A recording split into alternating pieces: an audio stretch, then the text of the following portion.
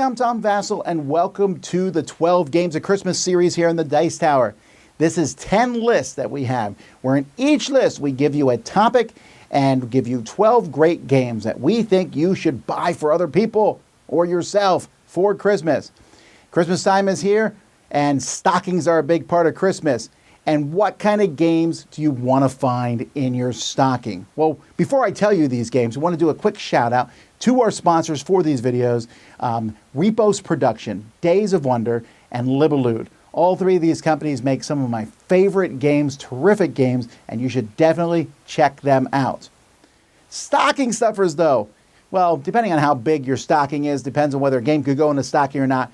But what this list is are small games. These are small games, whether they go in a stocking or in a small game where you're putting your suitcase to travel when you visit grandma to give her. These are games that we would recommend. Let's get going. It's amazing how many fantastic games there are out there that fit perfectly right into a stocking. So let's start this list off with one of those games called Vivo. Vivo is a trick-taking game with a couple of clever twists that's going to change the way that you win a particular trick or the way that you can play cards into a trick. If you have a trick-taking fan on your list, this would be a perfect choice.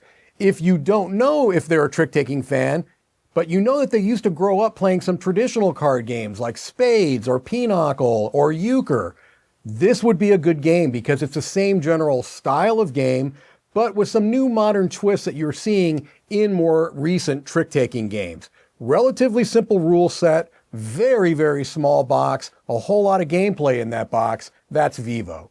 Next we have Duel for Cardia, a two-player duel game, obviously, where players are going to simultaneously reveal cards.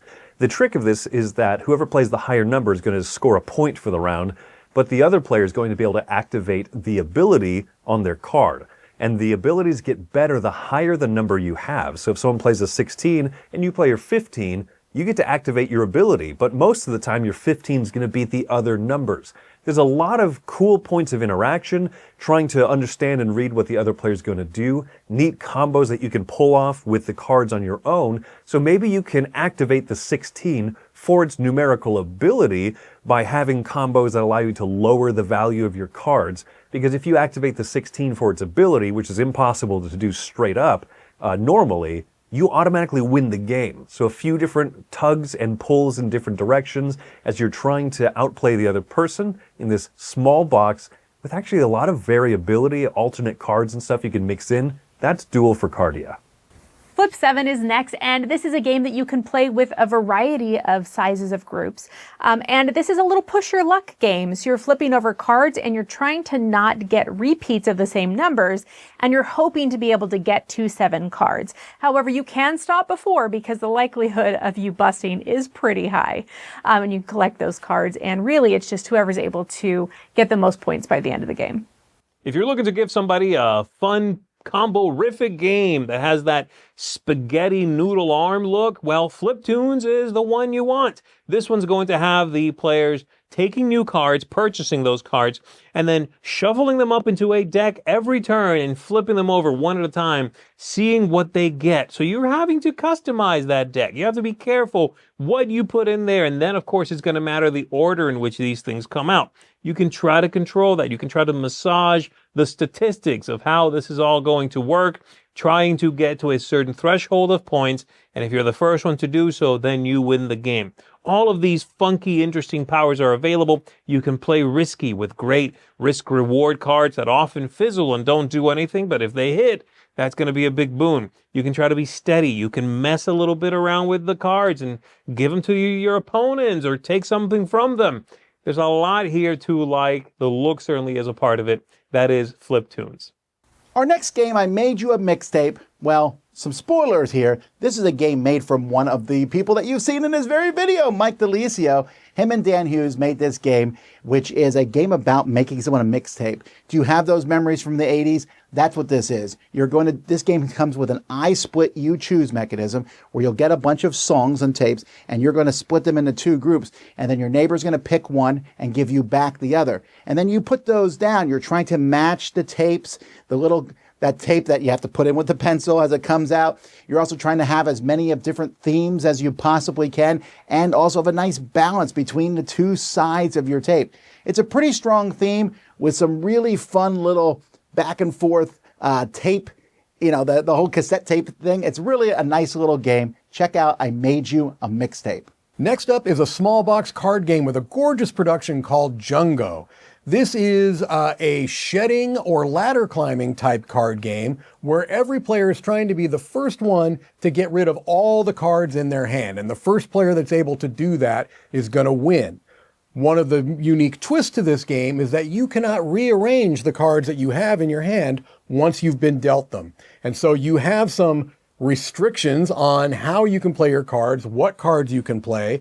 When somebody plays a card under the table, for example, someone plays a 2, the next player would have to beat that card on the table. It could be with a higher value, so you can play a 5 or a 6, or it could be multiple numbers of cards. Maybe 2 2s would beat a single 2, or even 2 1s would beat a single 2. But again, you can only play multiples if they are next to each other in your hand. So it adds a couple of compelling twists to a traditional game where you're trying to get rid of all the cards in your hand. That is Jungo. All right, this is another very small box game. This is Orapa Mine. There's Orapa Mine and Orapa Space. I'm going to talk about Orapa Mine. Well, they both work kind of the same way. You're going to kind of build your grid. You're going to put your pieces out there. And if you play 2 players, the other person is doing that as well. And you are going to try to ask questions to see what is where. Like you're going to say, and the whole thing is like if a clear laser goes in from B, where does it come out and what color is it? So maybe it goes in from B, comes out a 2 and is white. Well, that means it hit a white at an angle that sends it out to 2. Or it could be pink, which means it hit a red, then it hit a white, and then it came out. So you know there's a red and white in there. So you have to figure out where everything is on that. So this is a really fun deduction game. I think this plays best at 2 players because you're trying to be first in figuring out where their pieces are. So you're going back and forth. They say it plays more, but really for me it's a 2-player game. There's also Orapa Space, which I like Orapa Space. I think I like it better. However, I've learned something. Orapa Mine is the go-to when teaching someone because Orapa Space, although it's better, it gets confusing because they're planets and you have to tell them, well, it's not really a circle. It actually bounces off at a 45-degree angle here and all of that, right? But so once you know the game, jumping up to Orapa Space is the next logical step. But to start it, I always go with Orapa Mine. And I don't use that black hole because that is insane. These people are like Mensa-level geniuses. I'm a simple man. But anyway, Orapa, it's like gives you that battleship feel. This is Orapa Mine. Check it out. There's a lot of great looking games out there, but if you want a unique looking game, then maybe Pixies is the little card game you want. Pixies has a really strange photographic look in which little animals that live in your in the forest or maybe in your lawn have been created and then photographed. It's a wild look, very distinctive, and the gameplay is cool as well, in which you're building a grid out in front of you, trying to collect the right numbers and the right colors, and get the most victory points. Great little filler, tiny, tiny little box, and one that certainly will play everywhere you've got a little bit of a surface area with just about anybody. That is Pixies, a tiny little stocking stuffer. As far as games that can fit in a stocking, you're not going to get much smaller than Shallow Regrets. Shallow Regrets is going to be the much smaller sibling to Deep Regrets that's specifically focused on the fishing element. It's just going to be one of the 18 card games, so a little button-shy wallet that can fit in the stocking, but still have the fun moments of trying to get the best fish possible and those little powers that maybe mess with each other a little bit. Also, over in 20 minutes. So it's not only going to fit in the stocking, but it's also going to be very versatile about where you can play it and in what situations you can play it because of its small footprint and quick play time. So if you're looking for that game that the person wants to be able to take with them into different scenarios and situations, or maybe someone travels a lot, definitely check out Shallow Regrets. The next stocking stuffer is especially for people who love dice. Dice Pool Party. It's a pleasant sounding theme. What really is kind of a speedier, quicker version of Yahtzee, where you have in the box, you shake up a bunch of dice, you reveal them for a few seconds and cover it up. Everyone decides, well, I want to score points equal to the green dice total value, or the yellow dice, or all of the 5s that we're showing, or the sum of all of the 1s, 2s, and 3s that we're showing at that point. Once everyone decides which category they'll score, you reveal the dice again, everyone adds up their score, you shake them up again, and you keep doing this round after round until all the categories have been chosen. Everyone's playing at the same time, so it's a much faster, kind of sillier version of Yahtzee. And if you know people who are going to want something simple and quick that they can pull out and play with almost anybody, then this is a game that you should consider putting in their stocking, Dice Pool Party. Now our next pick is going to be an expansion. This is Sky Team Turbulence. So you will need to make sure that this person you're thinking of already has and hopefully likes the base game. But it's going to fit very seamlessly into that base game. Sky Team Turbulence is going to bring additional modules, a couple little components, but it's a very small, tall package that'll easily fit into a stocking, but still enhance that base gameplay that they like. So if they're enjoying the modules and want to explore a couple more that they can just mix into the base game, mix and match, and have a little bit of variety, definitely check out for them Sky Team Turbulence. Our final game is another game from a Dice Tower designer. You've already heard from Chris. Let's talk about his new game called Soda Jerk. In Soda Jerk, you are trying to mix different flavors together. Well, not really mix flavors together. You want the same flavor together. So this is a simple game in which everyone has cards, and you're playing those cards to add or subtract from flavors. Some cards are face up, some are face down. If you want to know what someone's card is face down, you can flip it face up. But at some point, the game will end, and then you're left with the cards in your hand. And I might have put a lot out for orange, but I didn't leave any orange cards in my hand. Orange is worth something, but I have no cards.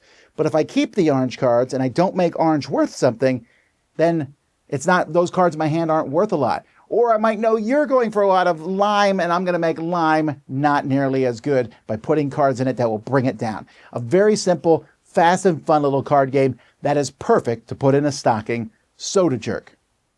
And that's it. 12 games, folks. 12 games. If you got all 12 of these, that'd be one fat, gigantic stocking. But it'd be a good one. We want to say thank you once again to our sponsors. We want to say thank you to Libellude, to Days of Wonder, and to Repos Production, and for the wonderful games that they make. We hope you enjoyed this list. If you like it, there are 9 other lists going up this week with different categories of what to get for Christmas.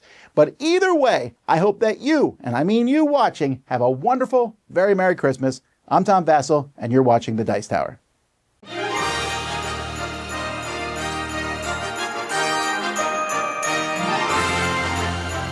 Hey folks, I'm Tom Vassell. Thanks for watching this video. Check out our channel. We have a lot of videos on our channel. We have live videos that go up each week, from live Q&As to videos where we take a look at the newest stuff on Kickstarter, crowd surfing, to top 10 lists and more. There's lots of stuff on this channel. We encourage you to explore it. You can find out more at our website, dicetower.com. I'm Tom Vassell. Thanks for watching another video on The Dice Tower.